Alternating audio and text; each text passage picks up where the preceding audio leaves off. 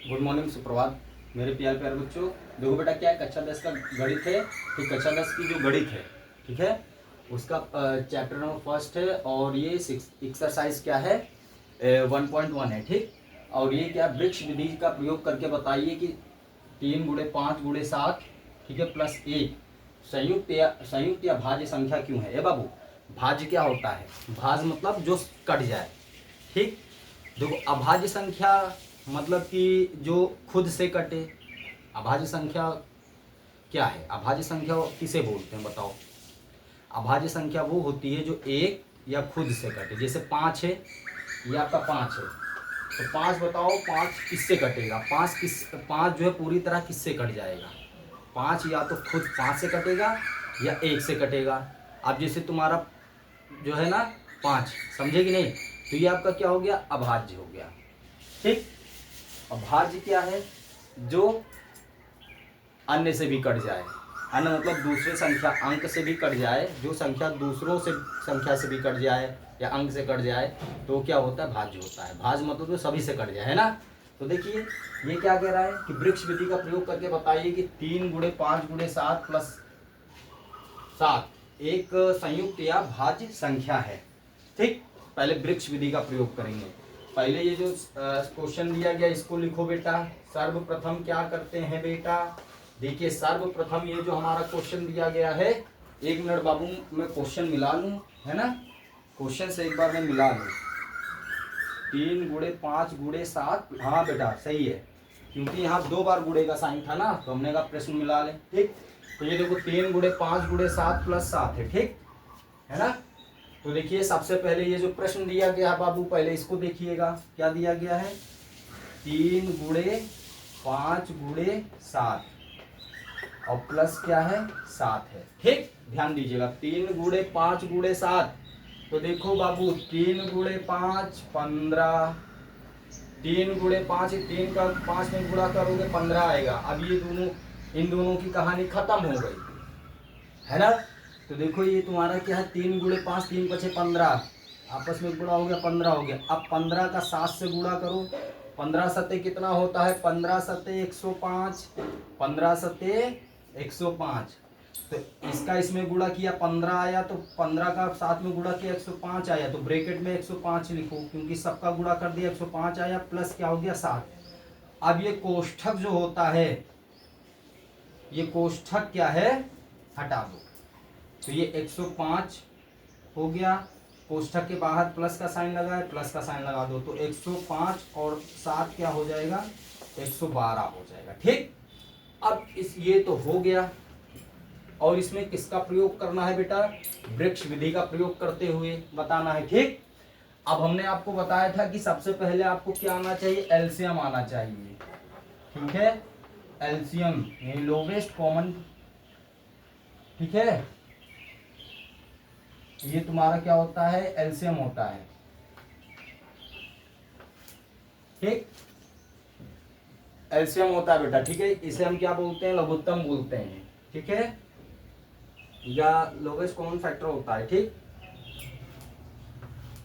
अब देखो, ये 112 है ना, यहाँ पे लिखिए 112, 112 हो गया। अब देखो, 112 नहीं, लास्ट में 2 है इसका। देखो 112 है ना, लास्ट में 2 है, ये 2 से जाएगा। पता चल रहा है कि क्या है? 2 से चला जाएगा, है ना। तो देखो, ये तुम्हारा 2 11 होगा, 2 पंजे 10 हो गया, क्योंकि एक जाएगा नहीं, एक अंक और ले लेंगे। 11 हो, 2 पंजे 10, फिर एक बचेगा, 2 के साथ में हो जाएगा 12, 2 छम 12। अब देखो, यानी अंतिम में जब कभी भी ध्यान रखना, अंतिम में 0 या कोई सम संख्या होता है। जब अंतिम में किसी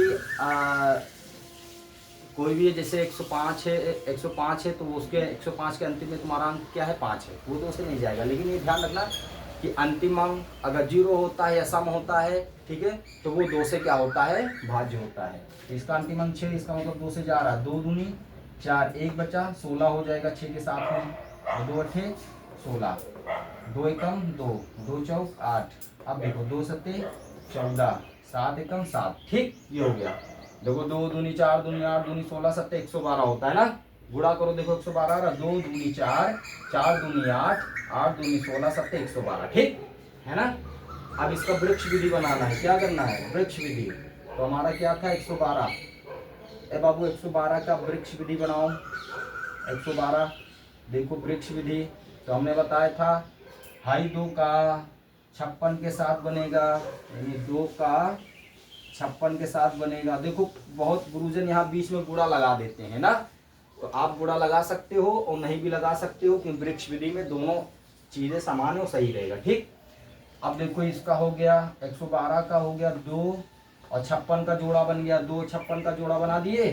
अब 56 यहाँ देखो 56 का भी तो वृक्ष विधि करना है, तो 56 का किसके साथ में होगा, 2 और 28 के साथ में होगा, 2 और 28 के साथ में होगा कि नहीं, 2 और 28 के साथ में। ठीक, अब किसकी बारी आती है, 28 की, तो 28 किसके साथ हो जाएगा जी, 28 तुम्हारा किसके साथ हो जाएगा, 2 और 14 के साथ हो जाएगा, 2 और 14 यहाँ पे है। ठीक, अब देखो यहाँ जगह ही नहीं है, जगह ही नहीं है, कोई बात नहीं, 14 यहाँ लिख लो। ठीक, क्योंकि अब 14 की बारी है, जगह ना हो तो इसको यहाँ पे लिख सकते हो। तो 14 का अगर वृक्ष विधि करेंगे, क्या करेंगे बाबू,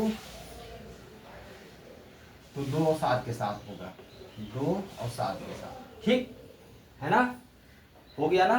ए बाबू ये क्या कह रहा है कि प्रयोग करके बताइए कि ये संयुक्त, ये भाज्य संख्या है। देखो भाज्य संख्या है, यानी भाज्य संख्या वो होती है जो स्वयं से अन्य से भी कट जाए। ठीक, अन्य से भी कटे, अन्य संख्याओं से भी कटे।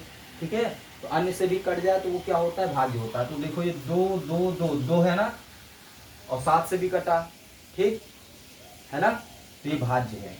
ठीक है, तो संख्या भाज्य क्यों है, क्योंकि यह जो है 2 तथा 7 से क्या है, इसका जो गुणज है, ठीक है, या इसका जो गुणनखंड है वो क्या 2 और 7 है, इसीलिए क्या है, भाज्य है। ठीक है, तो लिखो अतः, क्या लिखा है, 112 के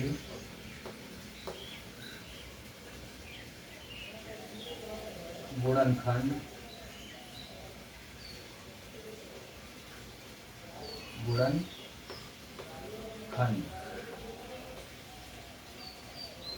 112 के गुणनखंड क्या लिख दो यहाँ पे।